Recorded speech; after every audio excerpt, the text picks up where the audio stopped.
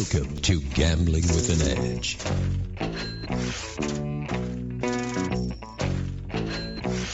And now, here are Bob and Richard. Good afternoon. Welcome to Gambling with an Edge. I'm Bob Dancer. And I'm Richard Munchkin. Our guest today is Greg Raymer, 2004 World Series of Poker main event winner. We'll be talking to Greg in a few minutes. An email sent to gamblingwithanedge@gmail.com. Richard received a question there that he's answered on this show before, more than once. Still, since not all our listeners catch every show, we'll have Richard address it again. Seems like this particular listener says he's a pretty good card counter and is considering moving to Vegas to be close to the action. Richard, do you think this would be a good move? The short answer is no. As I've said many times on the show, Las Vegas right now is probably the worst place in the United States for a card counter. They are very quick to pick you off, and because there is so much consolidation between the two big companies, Caesars and MGM, they're very quick to disseminate your picture all over town. So for any kind of stakes, Vegas is a bad place. This particular listener was from the Chicagoland area, and there are plenty of casinos in the Chicagoland area. I would stay there unless you want to move for other reasons. But moving to Vegas just to count cards, I think, is a really bad idea. All right. Moving to Hawaii would be worse. But True. But maybe better for other reasons. On my blog last week, which may be found on gamblingwithanedge.com, I spoke of a player I called Joe who wanted to hire me as a mentor. This guy was basically an intelligent beginner. Without recounting the entire blog, I told the guy to learn 2 games really well, specifically 9-6 jacks or better and NSU deuces wild, and spend 30 hours or more over 2 weeks playing these games in a casino. Then come back to me and talk to me if he still wanted to do this. If he says he's still interested and passes a test on these games, I'll probably work with him. I basically got this idea from making sure the guy was serious from Richard, who says he uses a similar approach when players ask him for mentoring. Richard, what do you do? Well, it used to be people would just ask me to teach them how to count cards, and so I would tell them to learn basic strategy backwards and forwards and in your sleep and come back. 99% of them never come back. The few who do come back and say, I've learned basic strategy, I ask them a few questions, usually involving how they play A7 versus various up cards. And almost none of them ever have learned basic strategy perfectly. So really that stopped. But now, since the game has become about much more than just counting cards, I do get requests for mentoring, and I kind of turn them, almost all of them, down just because I'm sort of mentoring my son, for one, and two, I just don't want to be in that position. I feel like, I don't know, it's just not something I'm really interested in doing. Okay, but good. Most people don't put in the effort anyway, so it hasn't really been much of a problem. Now, a very insightful comment to that blog was made by Frank B., who has guested on this show several times. He says the guy already had a pretty big bankroll. In the blog, we said it was $2 million. And many guys who make it as a pro really struggle in the early days seeking plus EV. Since this guy already has a bankroll, he might not go through this process, which Frank B. believes is a critical part of the development of a strong player. His words rang true to me personally. I can't tell you how many of the 7 for 5 or 10 for 5 match play coupons I cashed in the early 90s. And I spent lots of times figuring out how this particular promotion was worth an extra 15 cents an hour, or that enhancement to the rule was another 10 cents an hour. I haven't cashed one of those coupons this millennium, and I don't worry about 15 cents an hour anymore, but I still have the ability to analyze a promotion to that degree. I think it helped me to be what I am today. Richard? I would agree, and I would also say if you have a $2 million bankroll, why would you want to go out and grind? Because playing video poker or table games with an edge is a grind. But with that kind of bankroll, I think you can have a fabulous lifestyle and play with an edge, but without having to worry about actually making money. In other words, start exploiting the comp system. So the actual cash in pocket that you're going to earn may not be that high, but if you factor in the comps, it's a pretty good way to go. I actually do both. Yeah. I grind and I enjoy the comps.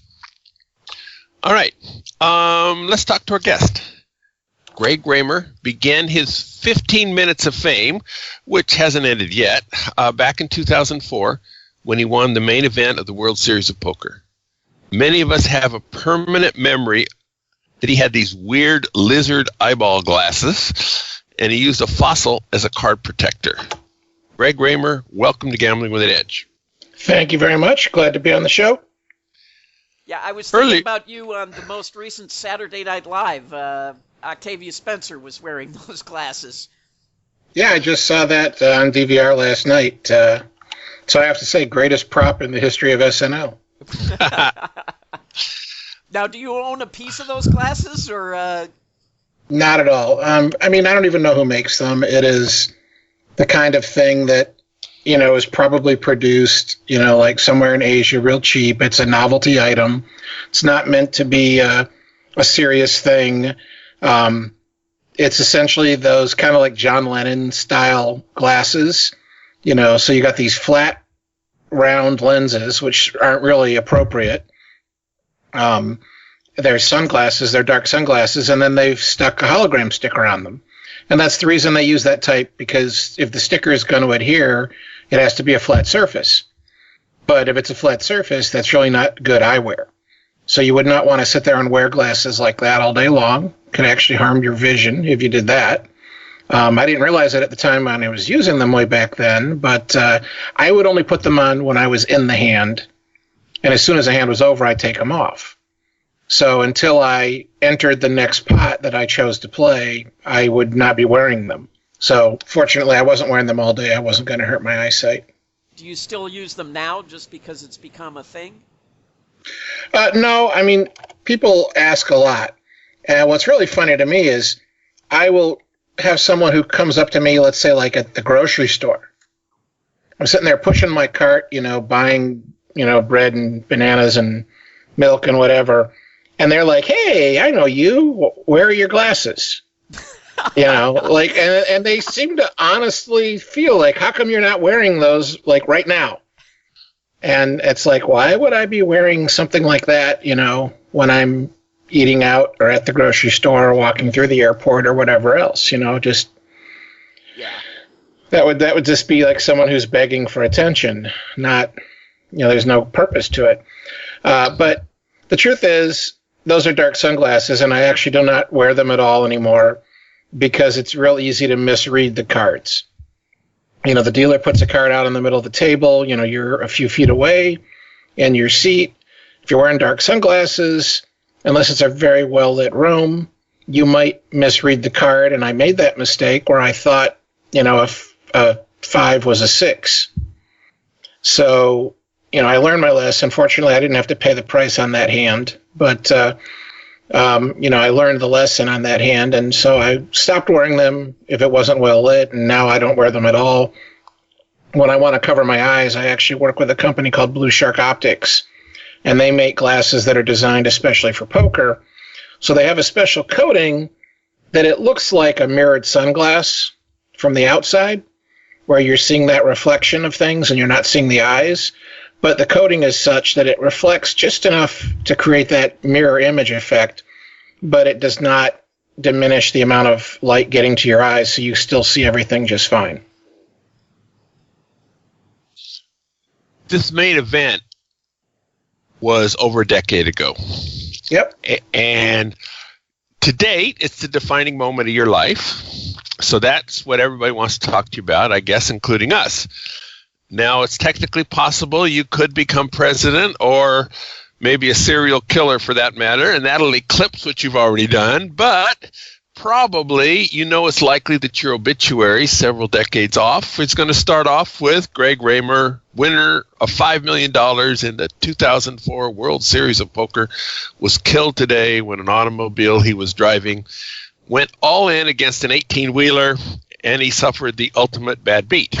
Now, it's already been written. How do you deal with answering the same questions over and over and over again? Well, I mean, everyone who's asking, is asking for a reason. They haven't heard the answer, and they think it's of interest to their audience. So whether it's for a written, like a newspaper type thing, a written thing, or whether it's like this where it's going to be audio. And so, I just try to give them the same honest answer. Obviously I'm not going to say word for word exact same thing every time, even if I wanted to. But I just try to, give the person what they're looking for. And it's the same idea, fans come up to me, and it's not an interview, it's not being published, and they're asking the same questions. And it's the same thing. It's like, okay, this guy doesn't know that answer, let's just tell him the answer. And, give him what he wants. Being famous, even though I'm not, it's not like I'm Matt Damon, and Justin Bieber and that level of fame and celebrity. But I'm still going to get recognized, upwards of 100 times if I spend the day, like if I go with my family to Walt Disney World. So, even though I'm not on their level, it's still something that happens fairly frequently when I'm out in public. And almost all the people are nice, pleasant, and almost all of them, are just being honest and straightforward. And so I'll, try to give them what they want to the extent I have time to do so. We should point out that you are a serious player with a very good track record. This was not a one-hit wonder when you won the World Series. So no, it wasn't portrayed like that. I mean, if you watch that, rewatch the old footage from '04 that ESPN played, they were looking for another Chris Moneymaker story. So they kind of portrayed me as much like that as they could without, being dishonest. And, so they kept telling, he's an amateur, he's an attorney, he's not a professional. But the truth is I could have quit my job as an attorney and made a living as a poker player for many years before I won the main event. But I probably wouldn't have made a better living. And, I had a wife, a daughter, a mortgage. It didn't make sense to take the risk and to give up all that money, to make less money with no benefits didn't really make any sense. And I was able to play a lot as a part-time professional player. And I filed my taxes as a part-time professional poker player. And I never had a losing year. So I've been playing for 12 years, never had a losing year when I won the main event. And it was probably my 500th live tournament, give or take, when I won the main event. Whereas Chris Moneymaker, it was his first live tournament ever. So they tried to put me in that shoebox, so to speak, to make me look more like Chris, because it had played so well the year before. But yeah, the truth was, I wasn't that beginner amateur type thing they were looking for. Right. So currently, how much of your time is spent playing tournaments versus cash games versus online play? Well, I don't play online at all and haven't since Black Friday, when the major sites got shut down and kicked out of the United States. So, you can play online poker in the U.S. now, anywhere in the U.S. on a handful of sites that do business, and they're headquartered overseas. And so whether they're illegal or not, which personally I actually would like to argue that they're not illegal under any federal law. But certainly if they were located physically within the U.S., they would have been shut down by now. Other than Nevada and New Jersey and Delaware. Yeah, those three states have legal sites that are headquartered in those three states, and you can play, legally and openly and all that. If you have to be physically present within those 3 states to play on those sites. But I don't live in those 3 states, so I can't play on those. And I choose not to play on the other sites, mostly because the games on those sites are not really the games that interest me.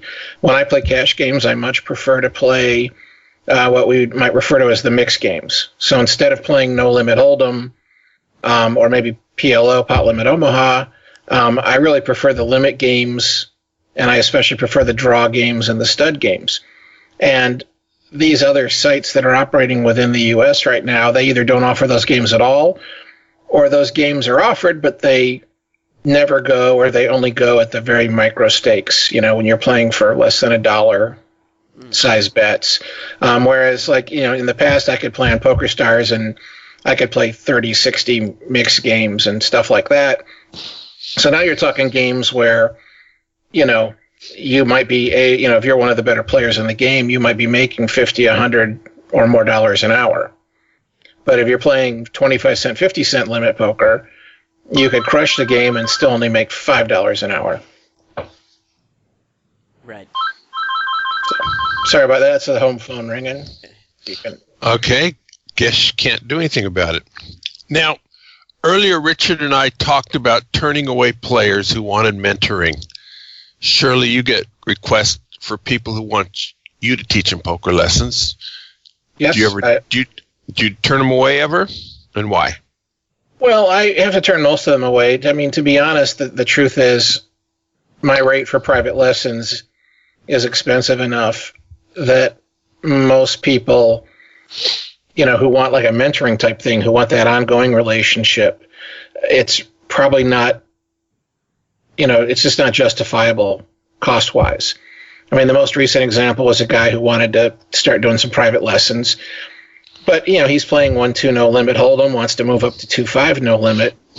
And if he's doing well at 2-5, taking a 1-hour lesson with me is going to cost him, 2 days' profits or more. So it just doesn't, it's not cost effective. There's better ways for him to improve his game in terms of what he's gaining versus what he pays for that gain. I do a lot of group things. Like I have an event coming up at the Canterbury Park Poker Room in Minnesota in April. And that's $300 for a full day, like 8-hour seminar with me, 8-hour event. But you're one of, 30, 40, 50 students for that. Whereas, private lesson, we're talking a similar price like that per hour. So now it's just hard for you to justify that unless you're playing bigger. Most of the students I've given private lessons to, it's kind of a one-off thing, like a guy who's made day 2 or day 3 of the main event. And so he has that day off, and he wants to, take a 1 or 2 hour lesson with me to improve his chances now that he's actually, beaten out a significant part of the field.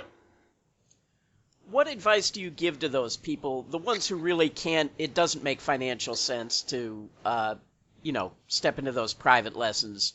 But, the guy who's playing 1-2 that wants to step up to the next level or 2-5, what advice do you give them?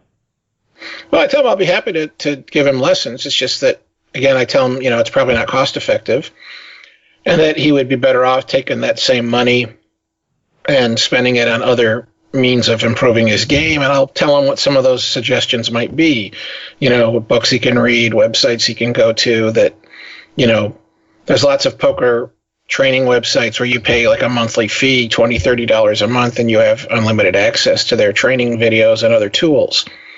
So he can buy a 1-hour lesson from me, or he can buy a 1-year subscription to a website like that.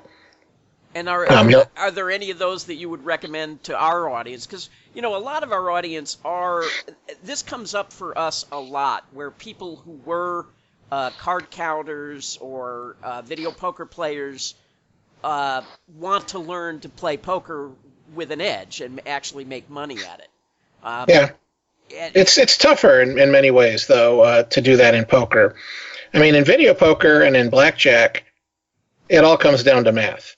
Exactly. The only non-math element is your ability to disguise that you're a card counter.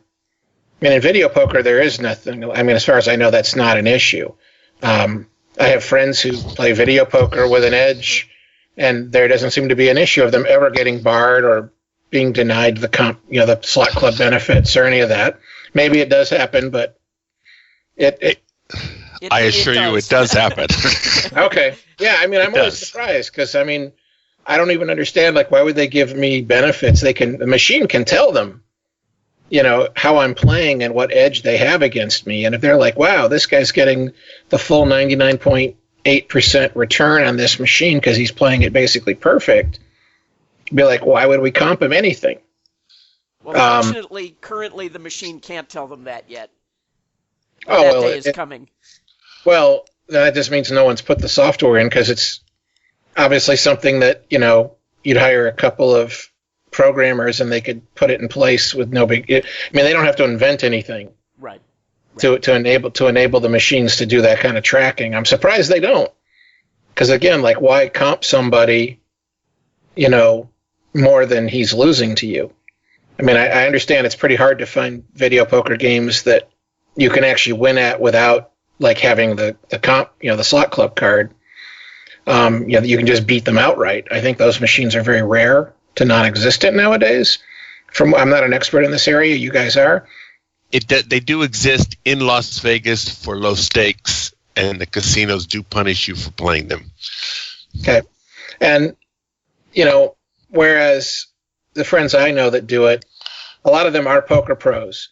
But then what they do is they play video poker fairly big, where the benefits outweigh their expected losses. And it's kind of like, well, I already want to be in this casino because I'm here for the poker tournament. And I want to, have the hotel room and I'm going to eat. And now I will use my slot club benefits to pay for the hotel room and the food. And so I will save expenses of $1,000 and lose $400 playing video poker doing so. Yeah. And so they're that kind of dynamic. Whereas if you had a regular job and were playing video poker on the side, it's kind of like, maybe you can convert that $1,000 in hotel and food credit to cash, but now they're going to give you $500 cash, not $1,000.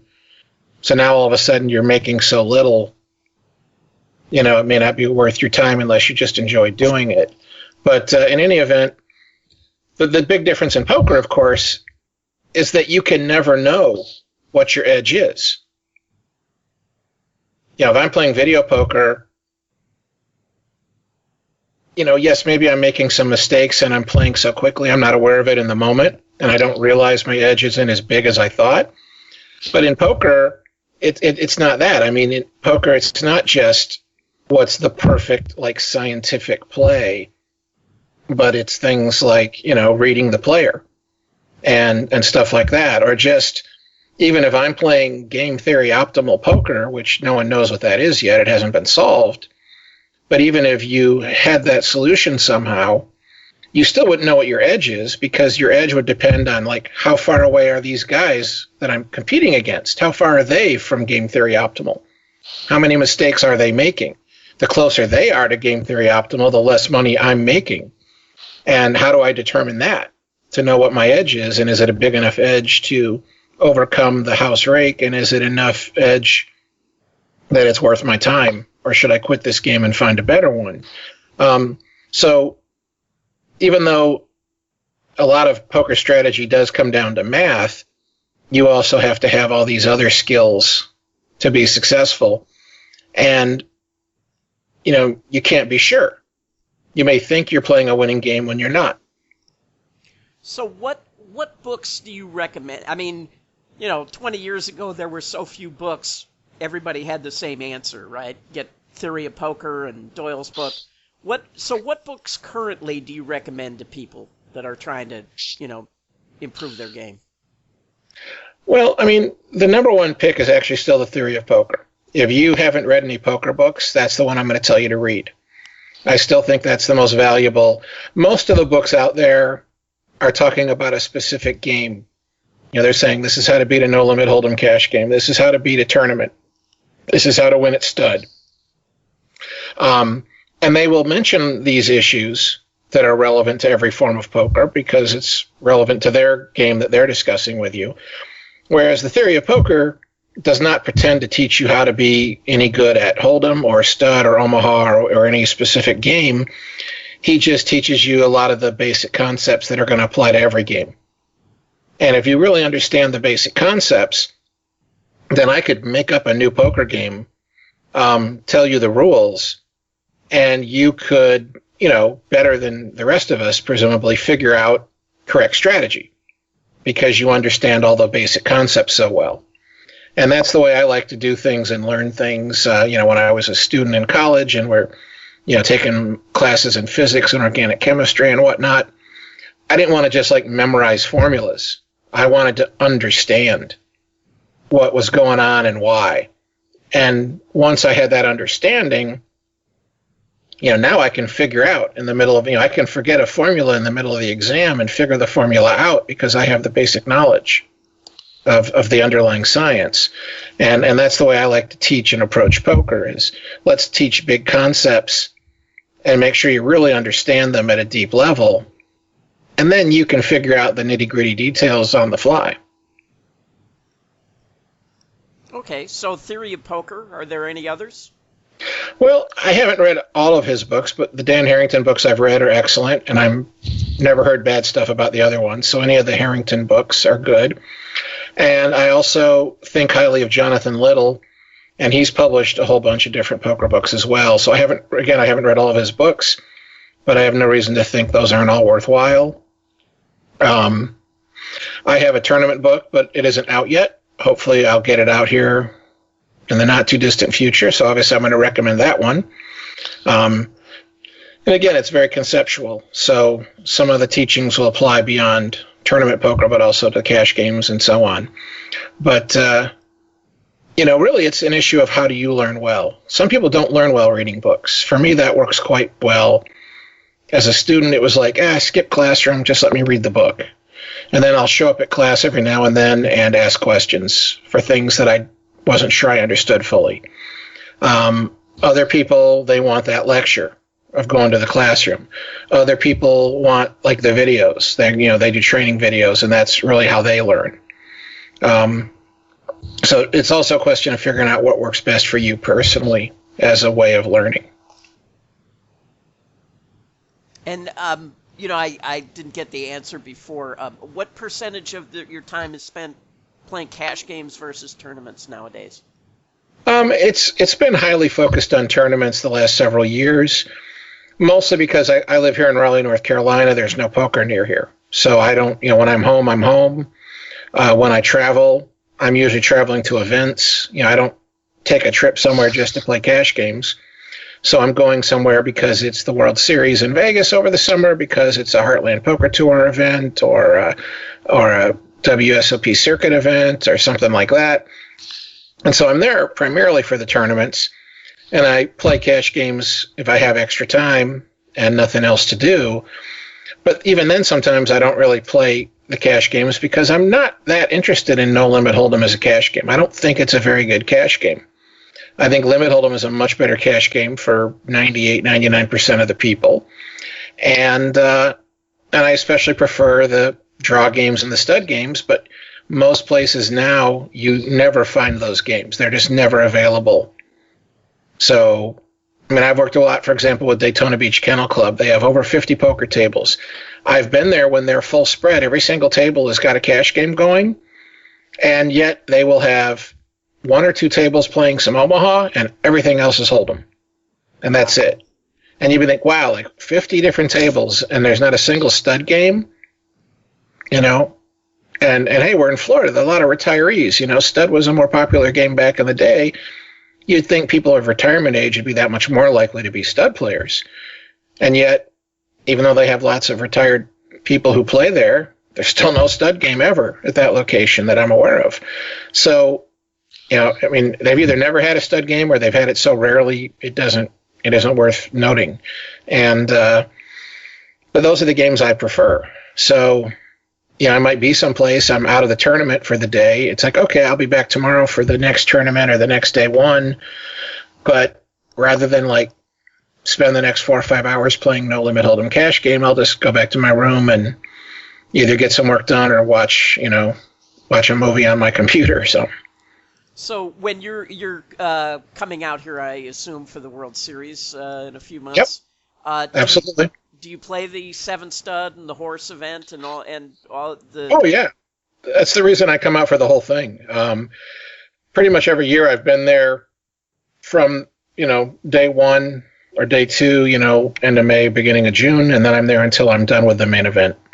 So I'm there for the 6-7 weeks period, that whole entire period, and that's one of the reasons. Is because it's about the only time all year when you can play a stud tournament and a draw tournament and a mixed game tournament and a dealer's choice, and things that are not just No Limit Hold'em. So I come out because I really do want to play all those other events, and if I have extra time, then I can find cash games where they're playing the mixed games, and we're playing Badoogie and Deuce to Seven and Badacy and all those other games that a lot of people have never even heard of. But no trips, because you can find those pretty much year-round here in Vegas. You don't make any special trips out just to play for a while. For really high stakes. For really high stakes against the best players. Well, I've never played like, the 1,000, 2,000, and 4,000, 8,000 and those types of games. It's one of those things. It's like I consider myself a really good poker player, but I don't consider myself to be the best in the world.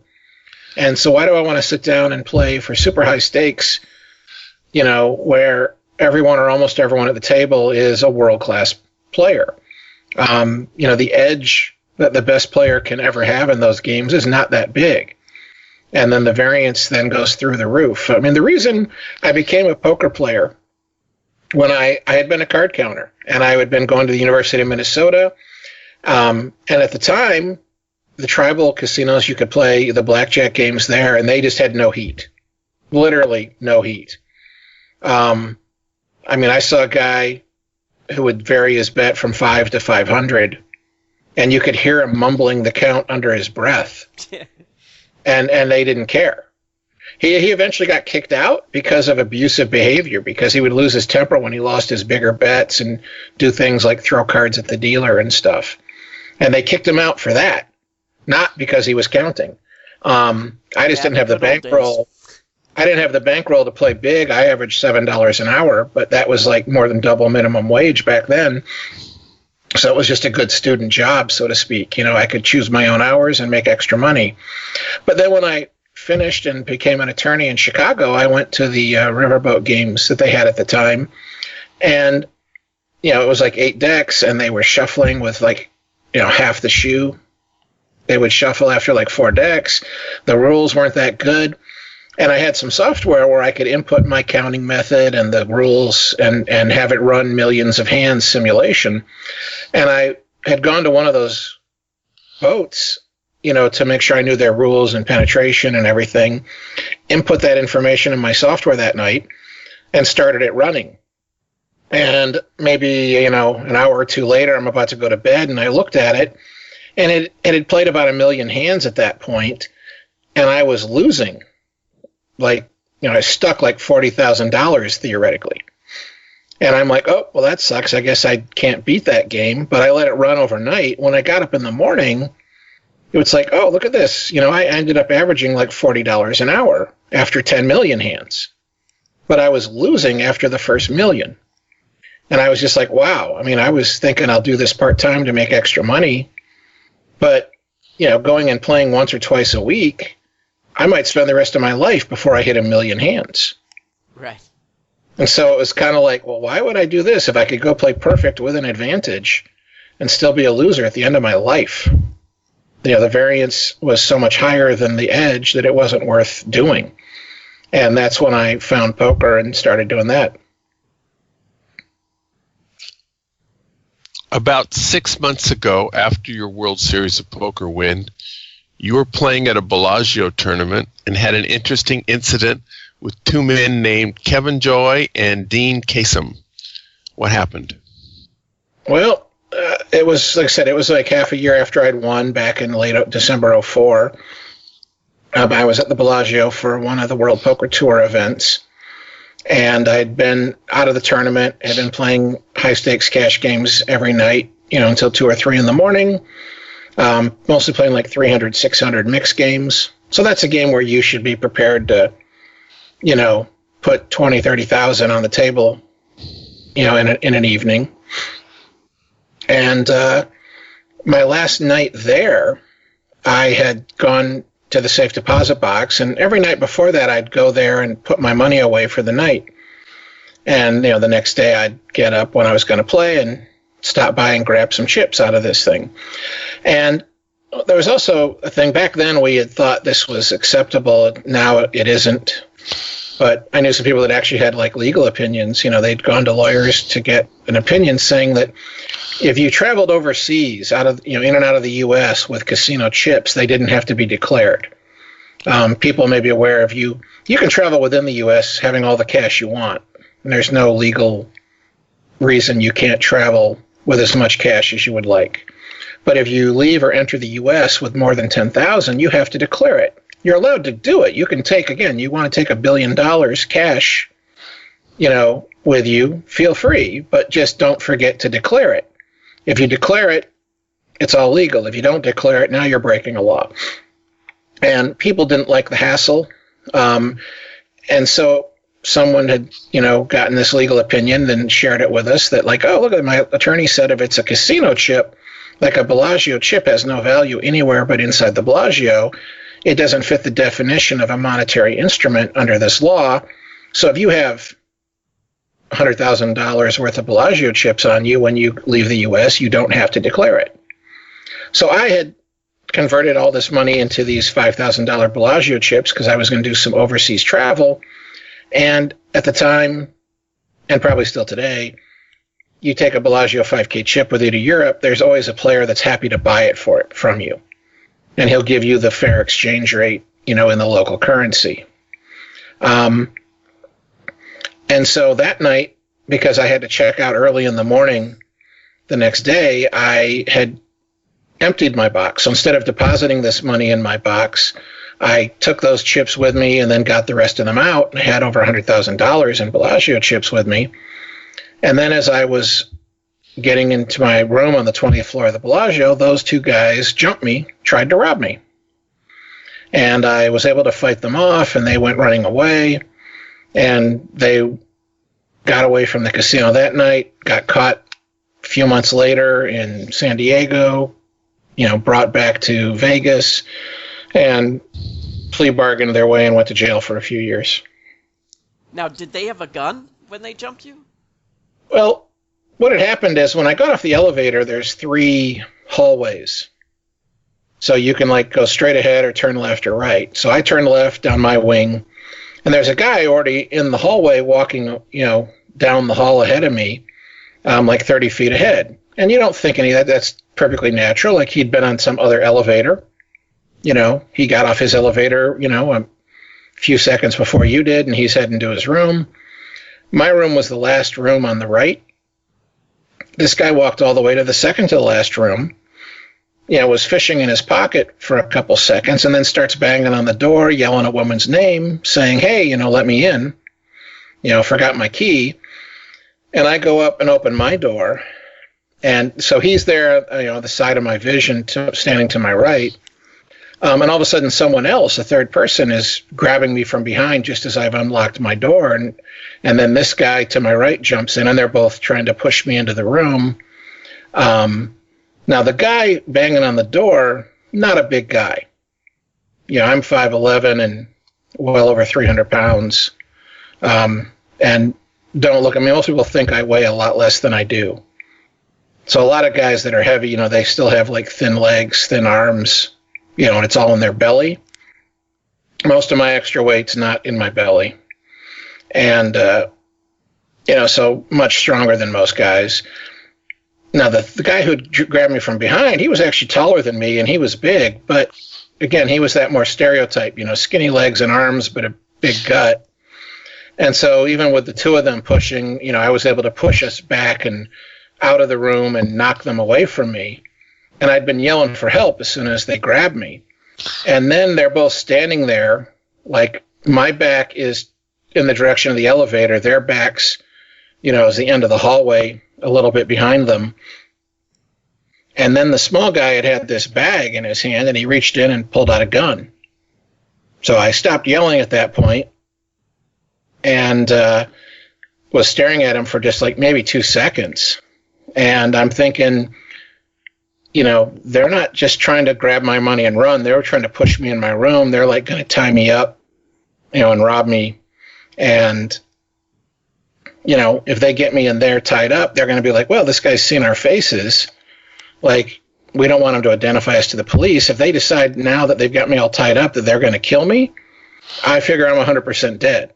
Whereas if I just keep fighting out here in the hallway, even if they shoot me, if they do shoot, they'll probably run away, and most gunshot victims live. So I thought this is a lot of calculation going on in a very short time. Yeah, I mean, like I said, this was at most 2 seconds of thinking, but this is what went through my mind, was basically my best chance of living is to keep fighting. So after that second or two of contemplation, I start yelling for help again. Instead of the small guy shooting me, the big guy tries to grab me again. That was my big mistake, though. He came at me, and I, knocked him to the ground. And as soon as I did that, I was like, oh, you idiot, now you're going to get shot. Wow. Like, I should have held on to him and grappled with him so that his friend doesn't want to shoot, maybe, because he's, doesn't know who he's going to hit. And I went to look up at the little guy thinking I'm about to get shot, and he isn't there anymore where he'd been standing. And I'm like, and I can see the end of the hallway, and I turn my head to the left, and he's not to the side of me, and it's like, oh, he's running down the hall. He gave up. He's running away. And then the big guy got up, and he started running after him with a limp, because I guess I twisted his ankle or something when he went down. And then the adrenaline really kicked in. And I took about 3 or 4 steps running after them where I was shouting. And you might have to edit this out for your show, I don't know, but I'm like, I'm going to kill you motherfuckers. I screamed that out, and then I was like, wait a second, I don't really want to catch them. They've got a gun. And at that point, now I see 2 security guards running up the hallway towards us. So I yelled out to the guards that, hey, they tried to rob me. They've got a gun. The guards let them go by, which I later learned is what they're supposed to do. If you show a weapon or threaten a weapon or anything like that, then there's no physical involvement. It's just let you go. But they're on their radio thing and immediately, telling the rest of security. And so they had these guys on film later in the elevator lobby downstairs, running through the casino into the self-park and get in their car and drive away before the cops show up. But like I said, then they got caught a while later and ended up going to jail for a while. That's an amazing story. Were you an athlete when you were younger? I was one of the actually highest ranked racquetball players in Missouri when I was in high school. Oh. So I wasn't good enough to really realistically consider going pro or anything at it, but I was still, I was probably the best under 18 player in the state or close to it. And I was one of the top ranked amateurs of any age in St. Louis and Missouri at one point. And St. Louis was actually the city where racquetball was invented, so it was probably the toughest place to compete in that regard anyways. So I don't look like a racquetball player, and I didn't even look like one then. They're usually skinny and fast. And I was never fast. Even when I was in great shape back then, I could go to the racquetball court by myself and practice and train for 6 hours. Wow. And stuff. But, I was never fast. People called me sneaky fast because, man, he doesn't move fast, but he always seems to be in the right place. And again, that was kind of like my ability to read people. I would gauge, by little clues of your body language. You had barely started your backswing, and I'd already figured out where you were planning on hitting the ball. So I was already moving to where the ball was going to go before you had even started your downswing. Huh.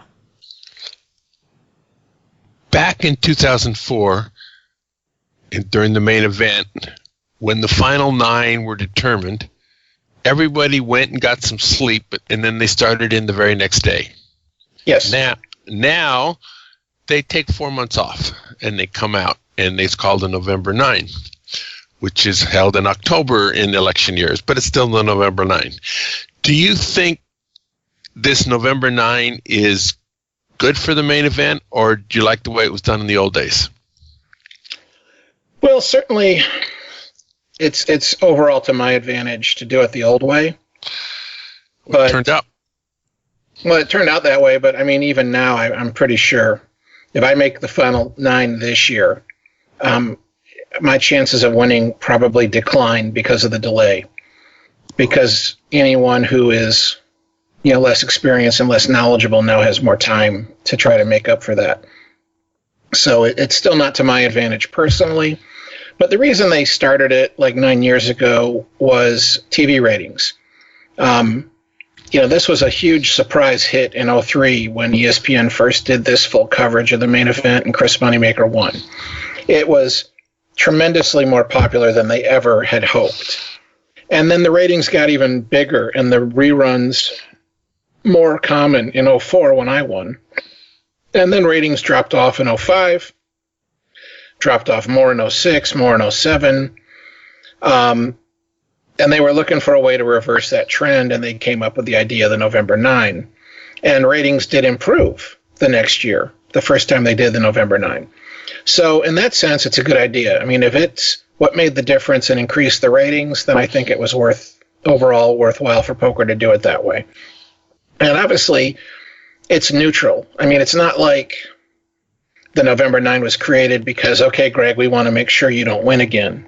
If you make the last 9, we're going to decrease your... In other words, it wasn't like it was being done to hinder or benefit certain players. And there's lots of things like that happen that it might be an advantage or a disadvantage for somebody, but it isn't being done for that purpose. It's just a coincidence. Do you think it's better for poker? Well, I think it's if you get higher TV ratings, then that makes it better for poker. The more people that see it on TV, the more people will be interested and be playing. And overall, the more people participating, the better that is for poker. Now, you're involved in lobbying, I forgot the name of the organization, but to try to get online poker back legalized. What do you think the chances are given the new administration? Well, I'm on the board of directors for the Poker Players Alliance, and we are the primary advocacy group that are trying to protect the rights of poker players, and we work both for online poker and live poker. So the chances of getting like a federal bill passed to make online poker like regulated, legalized on a national level, those chances have faded significantly and look close to impossible at this point. So we've got the 3 states that we mentioned before. We got Nevada, New Jersey, and Delaware. And it's looking quite good at the moment for Pennsylvania and Michigan and some others maybe to join those states as individual states with legalized, regulated online poker. But that really is the only path forward that's clear at the moment is state by state. And that's unfortunate because if a federal bill had gotten passed, it always was going to at least have a provision for states to opt out. And places like Utah definitely would have done so. And they would have said, yes, we're out of this. So whatever the mechanism is, maybe it's like, okay, if your state legislature votes to opt out, then we will opt out of your state and we'll require the licensed sites that we are regulating to use geolocation and prevent anyone physically present in your state from playing on the site. And plenty of states might have opted out. But like where I live, and for many states, like here in North Carolina, it's kind of a Bible Belt state. I don't know that the legislature would have gone to the effort of opting out. That someone would have introduced the bill basically saying, hey, we want to opt out of this new federal legislation. If a majority of us vote yes, then we have opted out. I don't know that anyone would have really thought it important to make the effort to do that.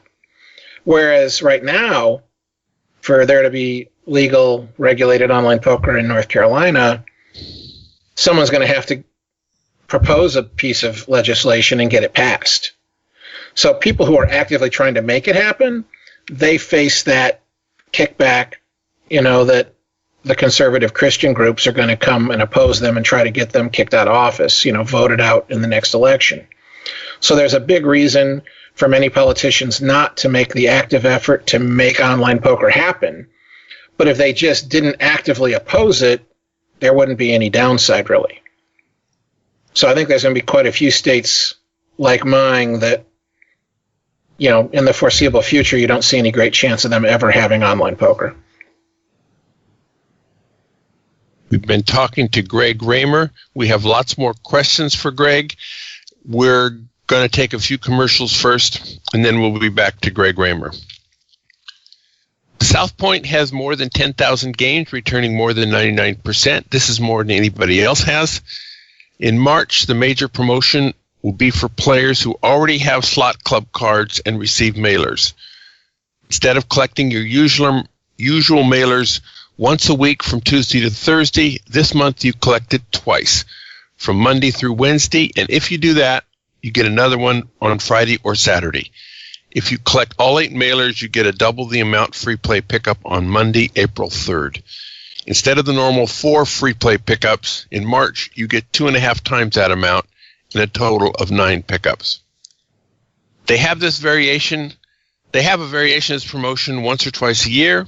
It's a good reason to play at the South Point. The 8th class in the current 10-week semester of free video poker classes will be held on Wednesday, March 15th at noon in the Silverado Lounge. This lounge is right outside Don Vito's restaurant. The class is Advanced NSU Deuces Wild. NSU is a 99.73 variation of the game, which is very slightly positive 24/7 at the South Point because they have a .30 slot club.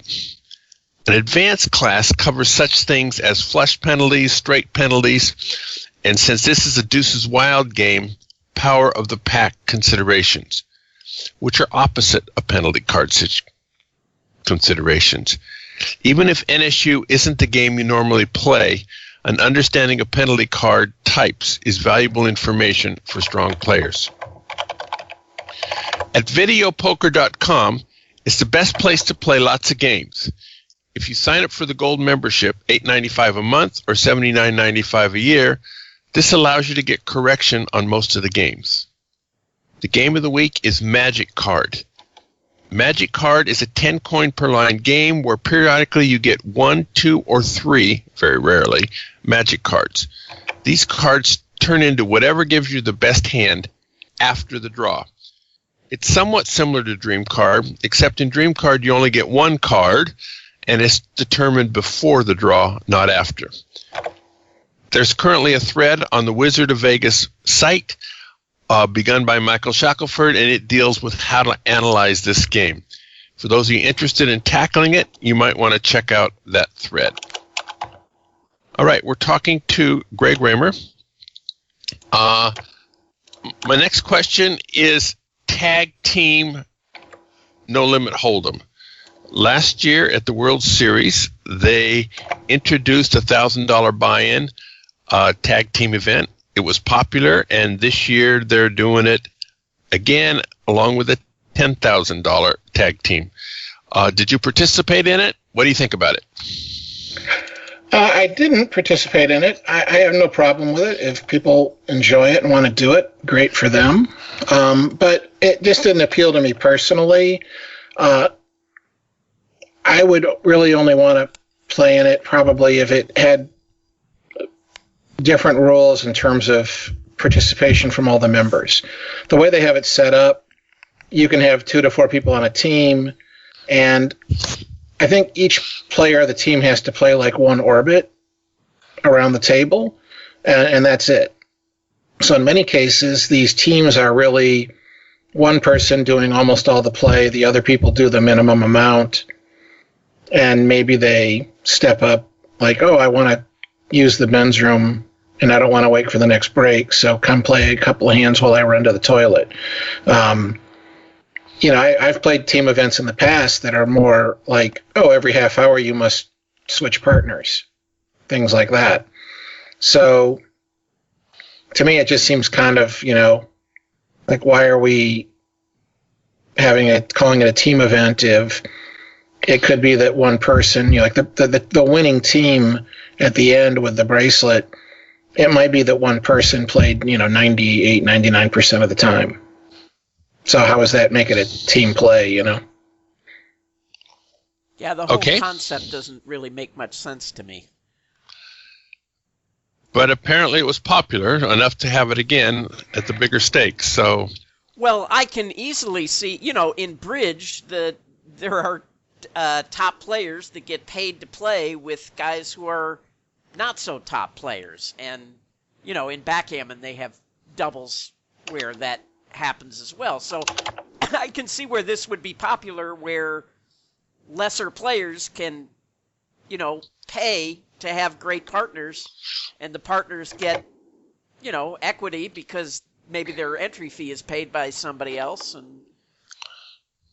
But it doesn't make a lot of sense to me.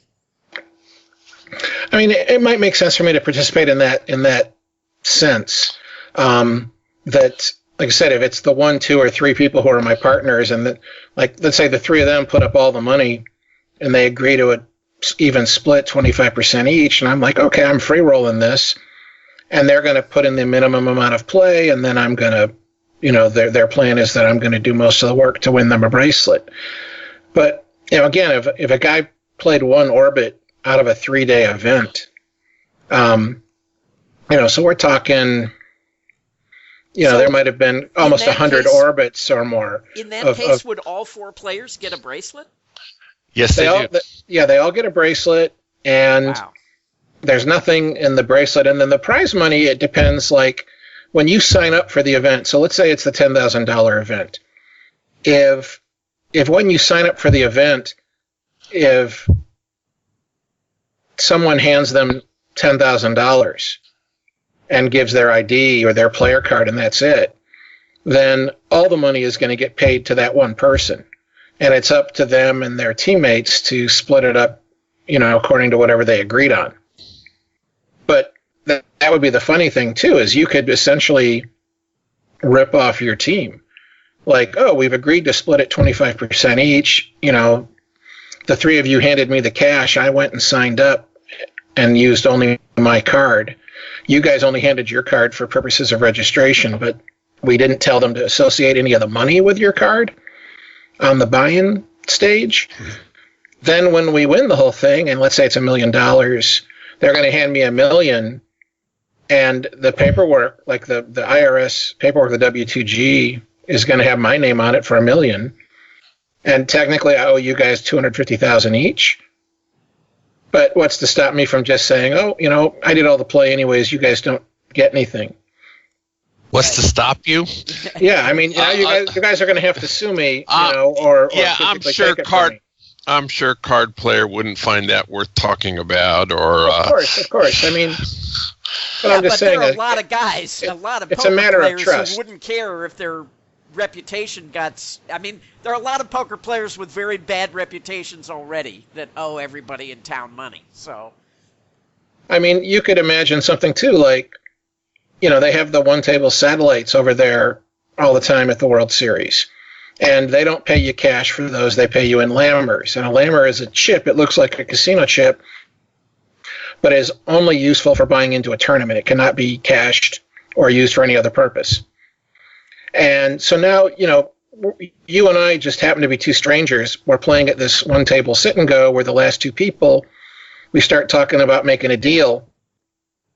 And you've got 60% of the chips right now, and you said, hey, why don't we do this? I've wanted to play that Paris tournament. Why don't you and I go play as partners, and we'll split the prize money 60-40? And I say, okay. But again, when they pay out a one-table satellite, they don't come over and say, oh, you guys agreed 60-40 and give you 60 and 40. They take down one name and put that in their records, and that person is given the whole 10,000 in lammers. So now they give you the 10,000 in lammers. You and I walk to the cage and we sign up for the Paris tournament, or the partners tournament, and our agreement is 60-40. But like, only you and I know that. Right. And I play my one orbit or more, even if I actually put in a lot of the time. when we go to cash out, because it was your name on the cash, they're going to give you all the money. And now you tell me like, yeah, I deserved more. I'm only, I'll give you 100,000, but I'm not giving you any more than that because I don't think you deserve any more because I did most of the playing. And it's like, hey, that wasn't the deal. The deal was 60-40, no matter who played how much. And so it's my word against your word. Are these arguments come up a lot at the World Series currently? I mean, not just partner events, but just this kind of problem. They don't come up a lot, but, when they do, they can be serious. There was an incident maybe 2 years ago, give or take. They have what they call the daily deep stack tournaments. They do several of those a day. And the one that starts at 3 p.m. is like $235, and it can get really huge fields. First prize in that tournament has been, 50, 60,000 on occasion. And it starts at 3 p.m. and it will last until 7, 8, 9 in the morning if there's no deal. And one time they got down to either 6 or 7 people. They made a deal for all the money, so the floor is like, okay, great. Well, who's officially first, who's second, and so on. But these guys have made their agreement as to how much money everyone's going to get. And the guy who is now signing for first, and he's putting his name down, and for tax purposes, he has to overcome that difficulty. But so he's getting 45,000 for first, but maybe he's only supposed to actually get 20,000 or whatever. I don't know what the deal was exactly. And he goes off to get paid, and then when they're giving him the money, he's like, ask them, can I get a security escort to my car? And he just has like 2 Rio security guards take him to his car, and he stiffs the other 5, 6 people. Yeah. And then it's like, well, what do we do? Like, what are we going to get and go to jail for assaulting security guards? So you're kind of in a tough spot. Now, personally, I'm like, okay, this is legally theft, and I've now got like 4 or 5 other people with me that are witnesses. If this were to go to court, we're probably going to be believed over this one guy. And I'm like, technically what he's doing is taking my money. So certainly, like if someone were to come up to you, you had your wallet out in your hand because you're about to, like, let's say, pay the cashier to enter a tournament, some guy snatches the wallet out of your hand and starts running. If you were to chase after him, catch up to him, tackle him, and physically take your wallet back, you're not going to be guilty of any crime. I mean, even though you're the one who made it physical, it's like you were protecting your personal property and taking it back from a thief. If you knocked him down, took your wallet, and then when he went to run away, you let him go, you're not guilty of a crime. Now, if you knock him down, take your wallet back, and then proceed to like beat him half to death, now you're going to be guilty of assault because it's like, hey, look, you didn't need to do that anymore. You'd already protected your property successfully. You didn't need to continue hitting him.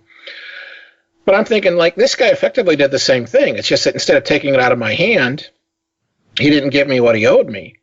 I would have told the security guards, okay, look, you guys might want to call the police now, because if that guy starts to leave the building with my money and our money pointing to the other people, I'm going to physically stop him from doing so. And I'm legally entitled to be physical with him to protect my property.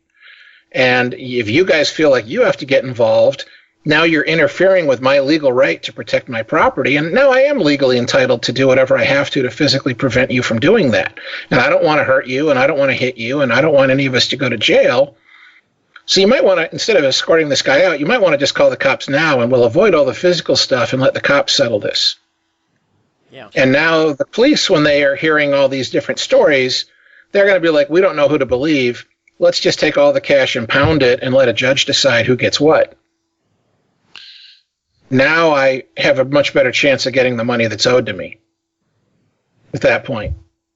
And so, and if the security guards are halfway decently trained, they're going to be like, it's not like I'm just running up and jumping the guy. I'm politely telling them, like, look, this is what this guy is doing. He's stealing from us. I'm not going to let him get away with it. You better call the police. They're going to call their supervisor, and their supervisor is going to call the cops, and the Las Vegas police are going to show up, and this guy's not going to be able to physically leave. So that's would be the way to handle it, maybe. But the truth is, you should never make a deal with someone if you don't trust them enough. It's probably clear to our listeners that you went to law school, practiced law for a while. Several other prominent poker players did that. Andy Block was one. Vanessa Selps passed law school. Do you miss it? Do you ever think you're going back to practicing law? I'm going to be doing some law right now, actually. So I quit practicing as an attorney when I won the main event. It was a very easy decision. PokerStars was offering me more money to represent them than Pfizer was paying me to be an attorney. So it was like, oh, okay, I can travel the world and play poker and make a lot more money, or I can turn down that offer and stay here and work full-time as an attorney. So it was an easy decision to make more money and travel the world and play poker. But I don't travel as much as I used to. I don't travel internationally. And it also used to be like, well, when I'm not traveling, I'm at home and I have a wife and a daughter, and that's when I get to spend time with them. But now my daughter's in college. My wife is planning on going back to work full-time. She's just trying to figure out what she wants to do. And so that means when I'm home, it's not like I'll be able to spend time with them. My wife will be busy and my daughter's not here. So might as well do something useful as well as interesting to fill the time. So I'm getting back into patent law and looking for some part-time work.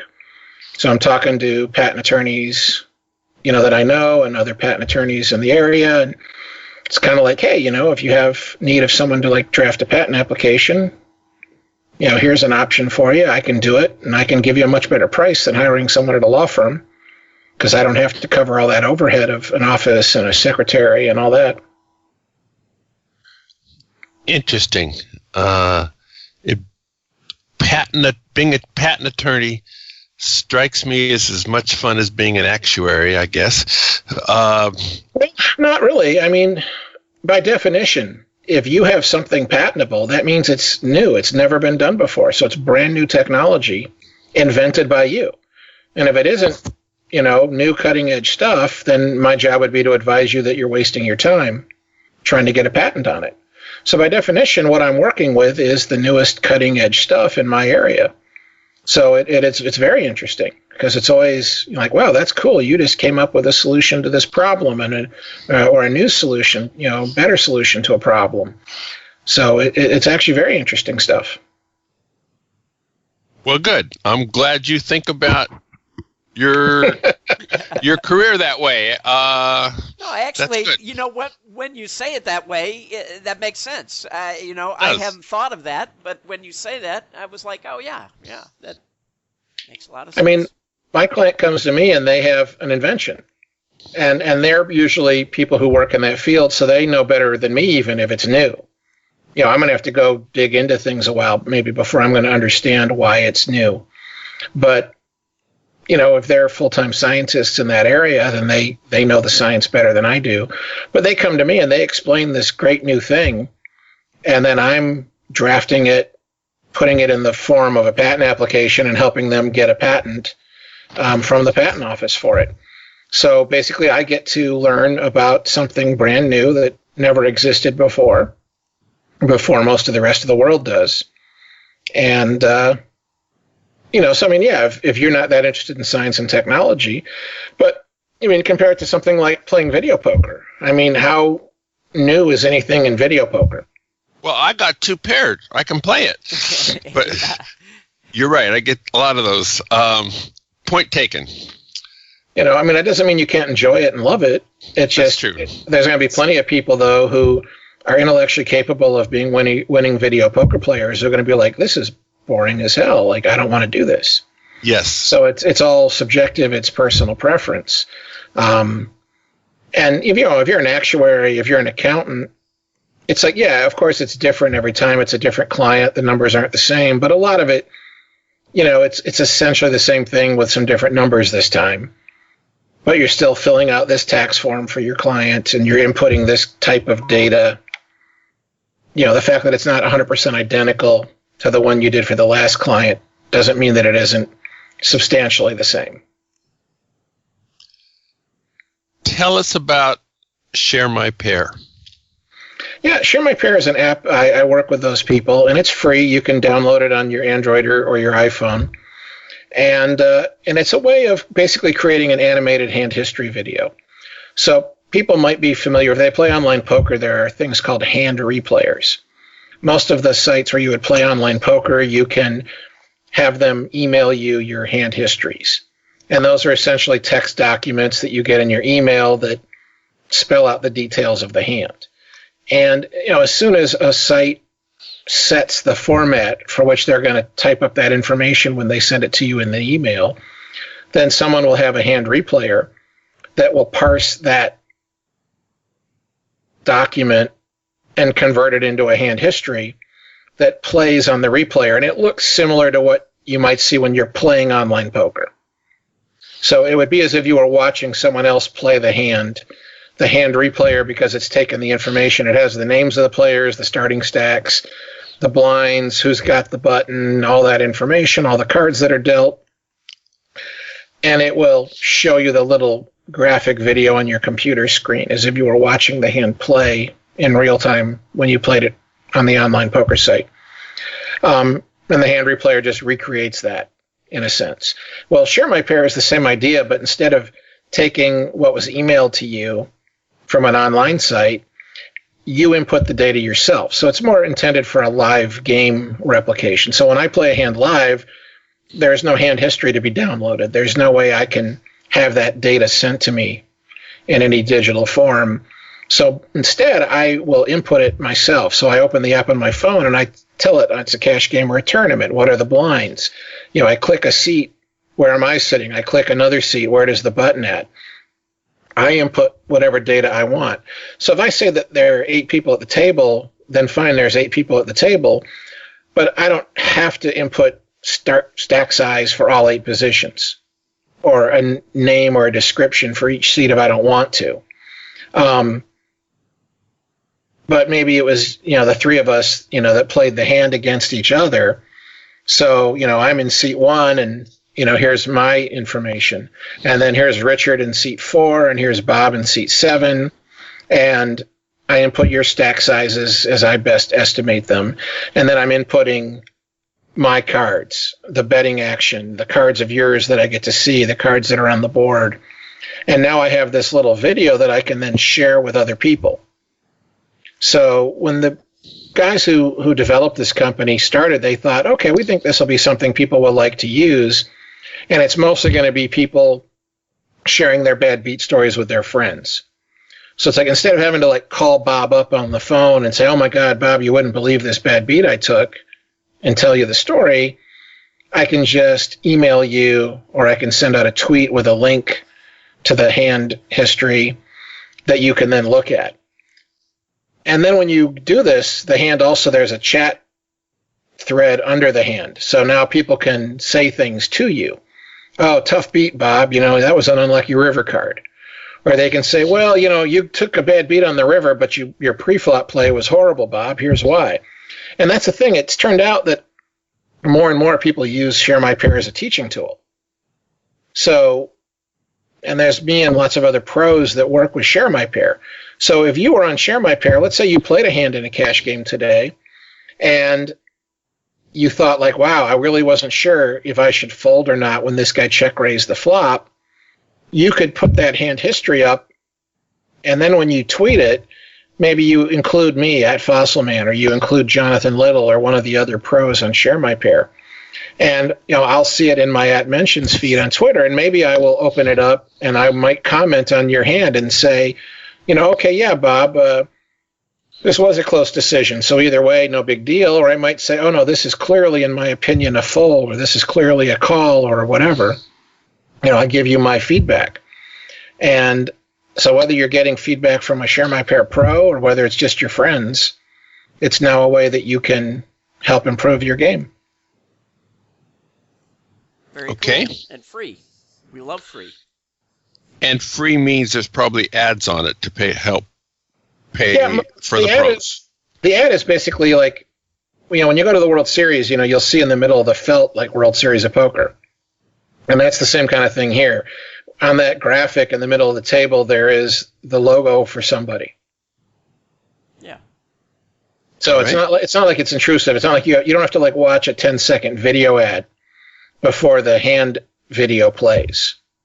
That's not how it works. You'll just see, the logo in the middle of the table for World Series of Poker or for whatever company is buying that space.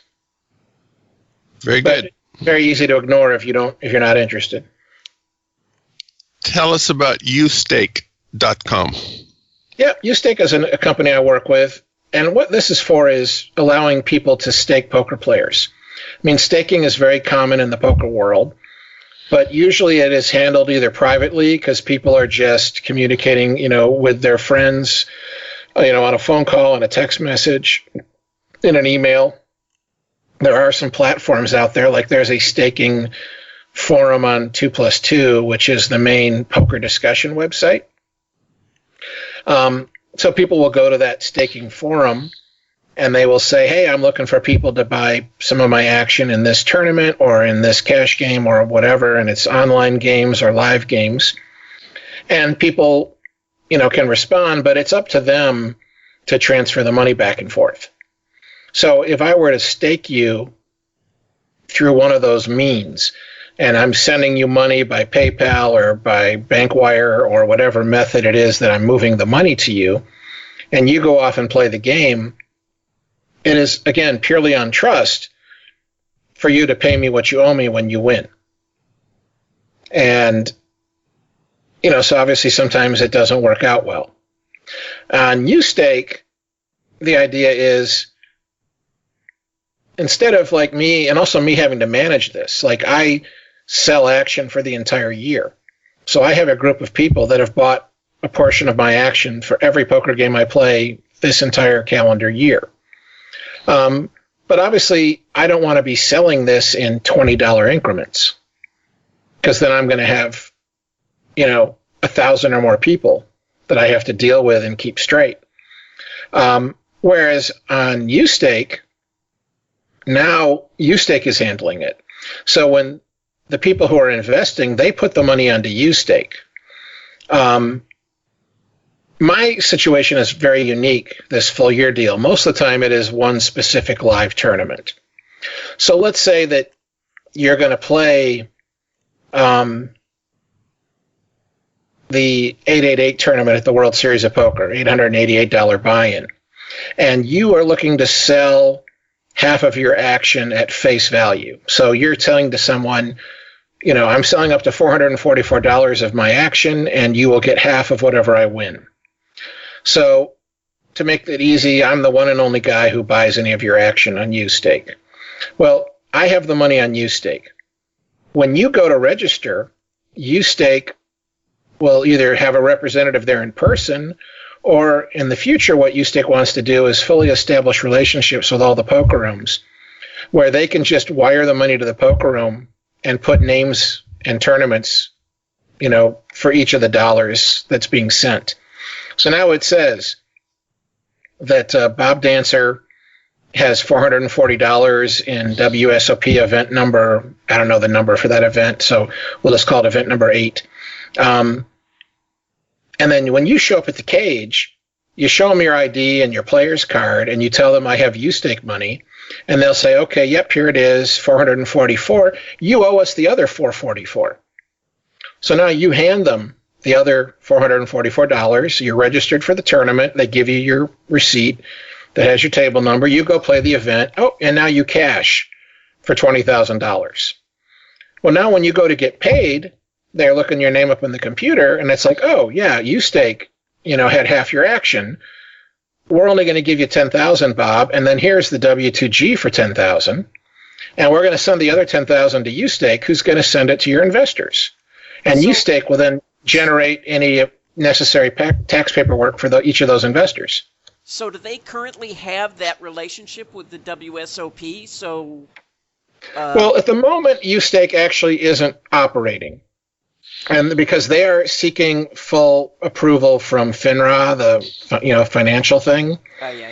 And so while they are in the process of obtaining approval, they have to not do business.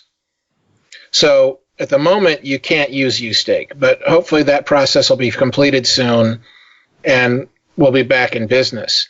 And then it's just a question of convincing all the poker rooms that they want to operate in this fashion.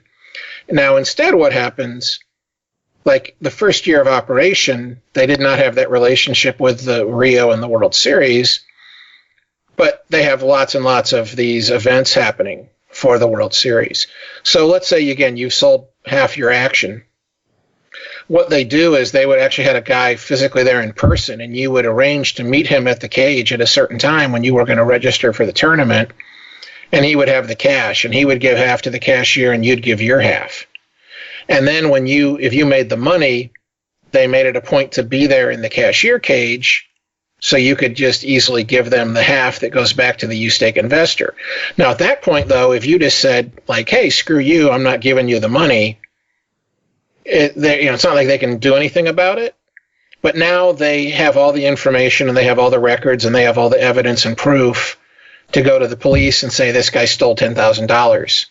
Right. I mean, that's why it would solve that problem if they have this relationship. That would make it a great thing. And what do they charge for this service once it's up and running? It's a 5% fee for the investor. So in this case, again, let's just change the numbers to make the math easier. You're buying $1,000 worth of my action in a tournament at par. So you get, if it's a 10K event, you're getting 10% of whatever I win for a $1,000 investment. You're going to have to pay $1,050 to U-stake because they're keeping that 5% as a fee. That's how they make their money. That's how they stay in business and operate. A lot of people also sell at a markup. So maybe I'm charging a 1.2 markup. So for 10% of my action, you have to pay $1,200. Well, now you have to pay $1,200 plus the 5%. So, it's not 60, it's still actually 50. It's based on the 1,000 in equity that you're getting. So I think that's correct. I guess I shouldn't say that with 100% certainty, but I think you'd pay $1,250 instead of $1,200. If they solve this problem of knowing that you're going to get paid and the handling of the tax forms, which is, kind of a big deal too, I can see that as a very worthwhile thing. Yeah, like I said, there is this fee involved, and if you're doing business directly between player and investor, you don't have that fee. But now it has to be someone you trust, and the tax issue is still there. If I win the main event this summer, this year, and I'm getting paid $8 million, I have this deal with all these people, but, when the Rio is handing me the money, it's just going to say W2G 8 million Greg Raymer. Now I'm going to have to, go to the effort of explaining to the IRS that no, it's really these 20 individuals who each get this cut of the money. Do you 1099 all of them? Is that how you deal with that? I'm not sure what's the best way, but it was a little different. Fortunately, I had people who had pieces of me when I won the main event in 2004 as well. And what ended up happening there was Binions was just willing. I got paid. And then when I went back to them, they were willing to essentially issue new. In other words, they sent the retraction to the IRS for the original W2G.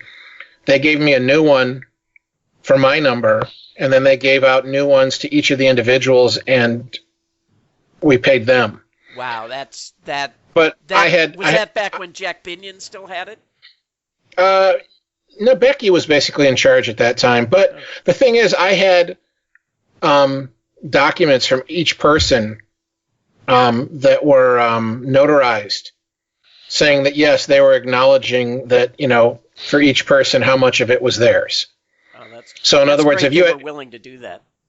Well, and I tell people, up front, again, everyone who invested this year, I've told them, if we win enough that there's tax paperwork needed, then I might be requiring you to do this kind of a thing before I pay you your money. And back in 2004, I even had a couple of people that were outside the U.S.